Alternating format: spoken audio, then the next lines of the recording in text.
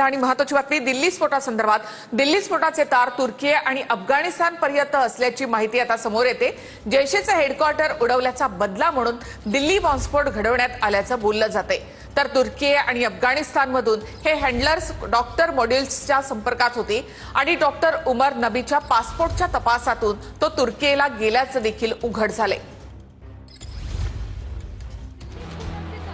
तुर्की आणि अफगाणिस्तान पर्यंत जैशचं हेडक्वार्टर उडवल्याचा बदला म्हणून दिल्ली बॉम्बस्फोट। दिल्ली स्फोटाच्या तपासादरम्यान या स्फोटाचे हँडलर तुर्की आणि अफगाणिस्तानच्या नांगरहर पर्यंत असल्याचं समोर येतंय। तुर्की आणि अफगाणिस्तानमधून हे हँडलर्स डॉक्टर मॉड्यूल्सच्या संपर्कात होते। तुर्की आणि अफगाणिस्तानच्या हँडलर्सने या डॉक्टर मॉड्यूल्ससोबत एक टेलिग्राम ग्रुप बनवला होता। या टेलिग्राम ग्रुपवरून ते एकमेकांच्या संपर्कात होते। या टेलिग्राम ग्रुपवरच ते प्लॅन बनवत होते। डॉक्टर उमर नबी पासपोर्टच्या तपासातून तो तुर्कीला गेल्याचं देखील समोर आलंय। या 5 डॉक्टरांच्या मॉड्यूलमध्ये डॉक्टर उमर हा सर्वात जहाल होता। तो नेहमी देशभर स्फोट घडवण्याची भाषा करत होता।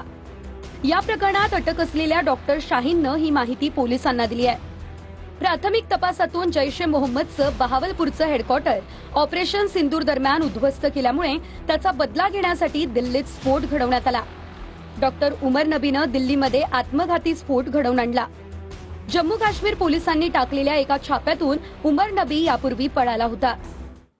फरीदाबादमधून 2900 किलो अमोनियम नायट्रेट जप्त करण्यात आलं।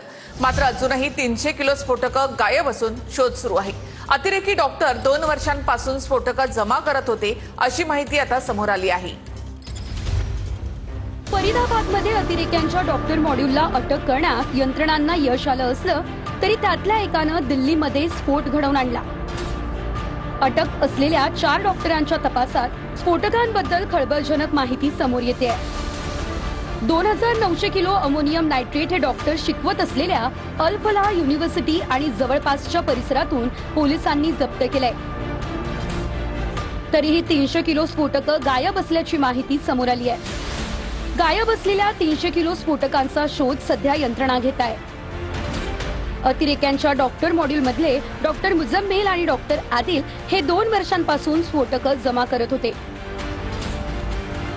या स्फोटकांनी देशभर जैश ए मोहम्मदसाठी स्फोट घडवण्याचा डॉक्टरांचा प्लॅन। मिरजमध्ये शासकीय रुग्णालयामध्ये पोलिसांनी हत्येचा कट उधळला। हत्या करण्यासाठी आलेल्या आरोपीला पोलिसांनी रिव्हॉल्व्हरसह पकडलं। घटनेचा थरार सीसीटीव्हीमध्ये कैद झाला आहे। या घटनेमुळे मिरज शहरामध्ये खळबळ माजली। निखिल कलगुडगी या खुनातील आरोपीच्या हत्येचा प्रयत्न पोलिसांनी हाणून पाडलाय।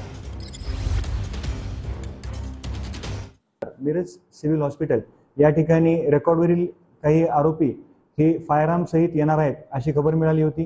त्या खबरीनुसार योग्य ती कारवाई करत मिरज डीबी पथकाने त्यामध्ये एका आरोपीला पकडलेले आहे। त्या आरोपीकडून एक पिस्टल सोबत 3 राऊंड सुद्धा रिकव्हर केलेले आहेत। या कारवाईच्या अनुषंगाने गुन्हा दाखल करण्याची प्रक्रिया गांधी चौक पोलीस स्टेशन येथे सुरू आहे। पुढील तपास वरिष्ठांच्या मार्गदर्शनानुसार गांधी चौक पोलीस स्टेशन येथे करण्यात येईल। तर मिरजमध्ये शासकीय रुग्णालयामध्ये पोलिसांनी हत्येचा कट उधळून लावलेला आहे।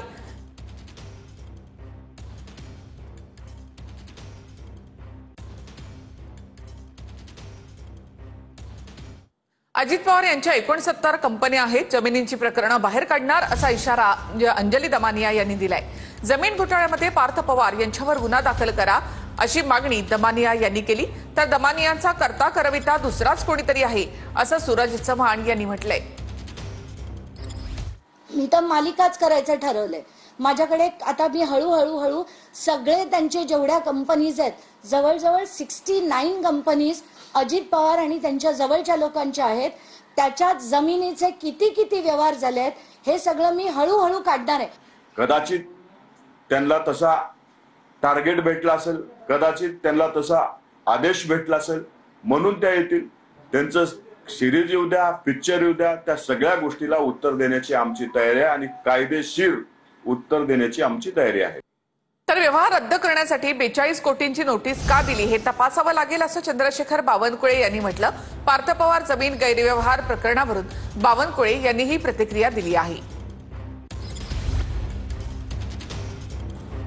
नाही, असं आहे की शेवटी गव्हर्नमेंट लँड आहे, सरकारी जागा आहे।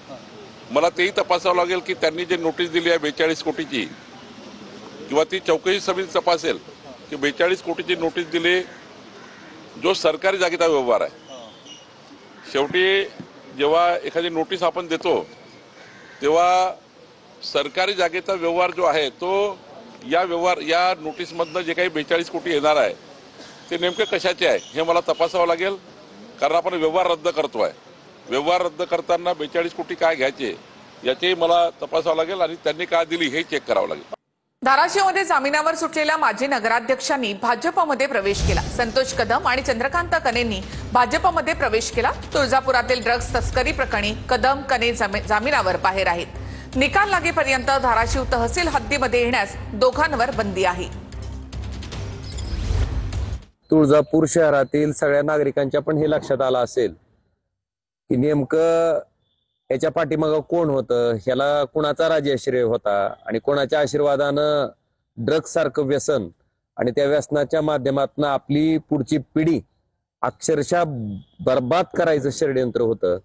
तुळजापूर मधल्या जनतेला माझं नम्र निवेदन आहे, अशी लोक खड्यासारखी उचलून बाजूला करावी. ड्रग्सवाले आहेत, माफिया आहेत, बुकी आहेत, यांच्यासाठी नवीन मशीन आणलेली आहे त्यांनी आणि त्या मशीनमध्ये ते घालतायत. जो ड्रग्स विकणारा असेल, ड्रग्स पोहोचवणारा असेल, ड्रगलर असेल, माफिया असेल, गुंड असेल, सर्वात मोठा गुंड आहे, त्याच्यासाठी सगळी मोठी मशीन 3 प्रकारच्या मशीन ठेवल्या आहेत भाजपने. त्याच्यात घालतात, बाहेर काढतात आणि त्यांच्यासाठी शुद्ध करून घेतात. नाशिक मधले एक माफिया ज्याच्यावर भाजपच विधानसभेत आरोप करत होती त्याला त्यांनी मागच्या काळात घेतलं. यांच्या पक्षात जे आले तर त्याला वॉशिंग मशीन मधून आम्ही धुतो अशा पद्धतीचं जाहीरपणे भाजपचेच नेते आता सांगताना आपण पाहतो आहे. कुठल्याही जिल्ह्यात ही जी माफिया वृत्ती जी आहे ही पक्षामध्ये घेऊन त्यांना सत्तेचा मार्ग द्यायचा हा जो भाजपचा प्रयत्न आहे. या संदर्भामध्ये सुप्रिया सुळेंनी मुख्यमंत्री देवेंद्र फडणवीस यांना पत्र लिहिलंय. त्या पत्रामध्ये काय आहे ते आपण पाहूया.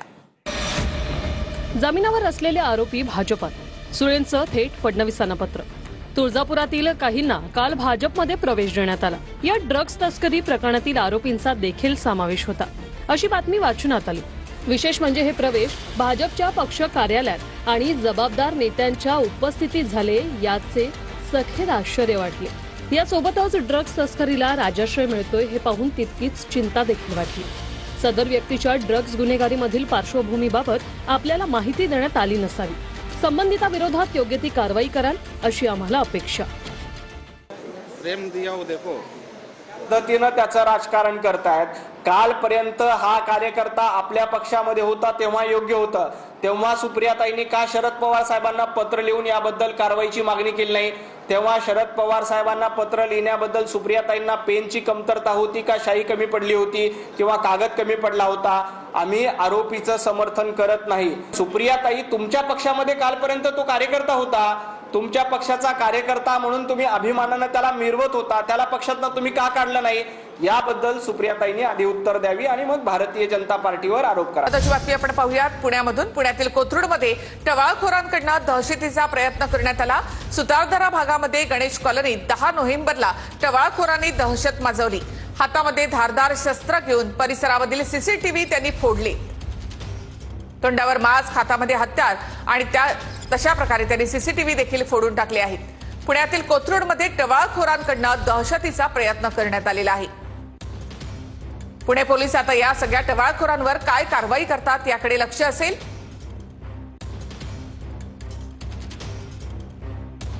पुण्यातील कोथरूडमध्ये टवाळखोरांकडून दहशतीचा प्रयत्न करण्यात आलेला आहे.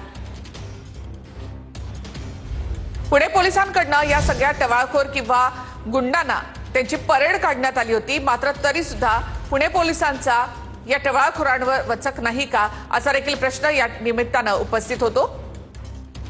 रात्रीच्या वेळेला या टवाळखोरांकडून दहशतीचा प्रयत्न करण्यात आला. सीसीटीव्ही मध्ये हे सगळे टवाळखोर कैद झालेले आहेत. आता पोलीस यांच्यावर कारवाई करणार का? याआधी पुणे परिसरामध्ये गाड्यांची तोडफोड करण्यात आली होती, वाहनांची तोडफोड करण्यात आलेली होती, वाहनं जाळण्यात आली होती.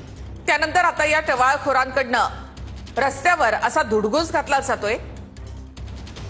कोथरूडमध्ये अक्षरशः या टोळक्यांनी उच्छाद मांडलाय.